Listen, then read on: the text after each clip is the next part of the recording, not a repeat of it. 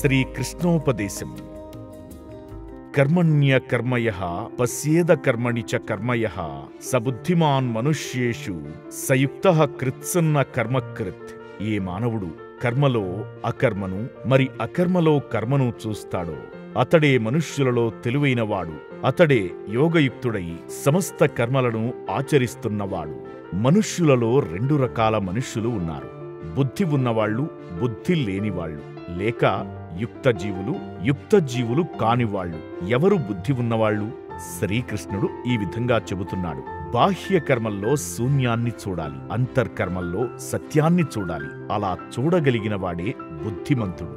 బాహ్య కర్మలు అంతర్కర్మలకు తత్ఫలితాలు. అంతర్కర్మ అంటే ఆలోచనలు. ఆలోచనలే శక్తి కూడగట్టుకున్నప్పుడు, దీక్ష వహించినప్పుడు బాహ్య వ్యవహారాలుగా మారుతాయి. కర్మ అంటే వ్యవహారం, కంటికి కనబడేది. అంతర్ ఆలోచనలే బహిర్కార్యకలాపాలుగా మారుతాయి. ఈ విధంగా సృష్టిక్రమాన్ని ఎరిగినవాడే ఏ పనినైనా సరిగ్గా చెయ్యగలడు.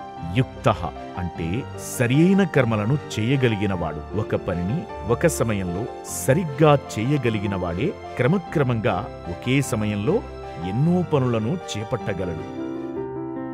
బ్రహ్మర్షి పత్రిజీ.